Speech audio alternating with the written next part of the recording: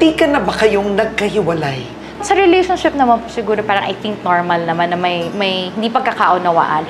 Pero I'm proud to say na ang relationship po namin nagre-revolve talaga sa respect. Parang pag love ka lang nag-focus, definitely, merong tataas dyan, may magkukulang. So pag doon ka nag-focus, masisira talaga any relationship. So parang sa amin, ang lagi lang naming rule, respect. Technically nga, wala kaming major away na parang talagang sigawan and all. Wow. Sobrang kaming kalmado. Siguro maturity na rin po. Aminado naman ako, syempre nung medyo bagets-bagets pa. Insecure talaga po. Hindi mo may iwasan eh, Coco Martin is Coco Martin. Maraming aaligid. Maraming aaligid dyan. Alam nyo na kung sino kayo. Hi guys! Kasi marami po talaga. Pero kasi, I'm just very lucky na ibang values ni Coco. Si Coco ang nag-secure sa akin. Marami po nag-a-advise sa akin na dapat alam mo yung self-worth mo, para ganito, para ganyan. Ang hirap po isipin yun kapag hindi mo rin alam sa sarili mo nga self-worth mo. So si Coco yung nagpa-secure sa akin na parang, oo nga naman, ba't nga ba ako mag-ano? Eh kung siya, trabaho, uwi. Trabaho, uwi. Tapos lahat naman ng bagay kinukwento niya sa akin. Talaga mag-best friends kami. So, parang wala na rin akong ikaka-worry. So, sila na yung dapat mag-worry. Hi, girls! Ngayon, lagi ko rin pinagpapasalamat. Kasi nga, importante po sa amin ang buhay namin, ang family life namin and all. Kung ano man yung hindi namin sinishare, hindi dahil sa ayaw lang namin i-share. We're just protecting kung ano yung happiness na meron kami.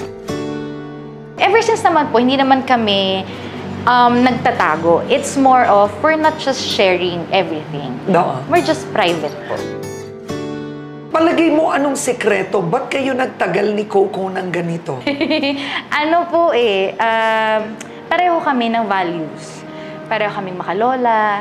Parang ang priority namin, family talaga. Ang dami rin namin ng pagkakasunduan. Kasi pareho nga po kami nung gusto naming mangyari sa buhay. At hindi lang po sa amin, kundi sa buong family. Sabi ko sa kanya, ikaw yung totoong epitome ng family-oriented. Kasi hindi lang yung sa magiging family, kundi sa family niya talaga. Lahat naka-ready, lahat maayos. Ganun siya kamapagmahal. Ang term ko nga sa kanya, knight in shining armor ko. Kasi nung time na down po ako, na pwedeng maraming mangyari sa akin, parang siya ngayon naging compass ko. Parang lagi ko kasi pinagpipray po nun kay Lord. Lord, sabi ko, pagod na ako, lost ako, hindi ko alam kung anong gusto kong gawin for myself. Alam ko kung anong gusto kong gawin for my family. Pero pag kung ano yung tatanungin ako, ano bang gusto mo? Hindi ko na po alam. Tapos lahat pray lang na parang, Lord, gusto ko naman this time may mag-alaga naman sa akin, ganyan. Pero not specifically as partner po And then nagkataon dumating siya. Hindi ko pa na-realize at first na siya yung binibigay ni Lord. And then pag may nangyayaring struggle sa life, meron nang sumusuporta sa akin. Ito dapat, huwag kang mag-alala.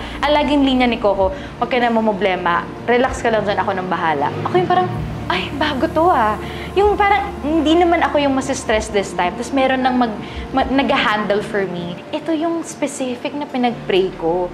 Hindi man as partner yung pinag-pray ko kay Lord, pero binigay ni Lord lahat, all in sa Kanya. Kung ano yung pinag-pray mo, yun din yung binibigay ni Lord. Just wait.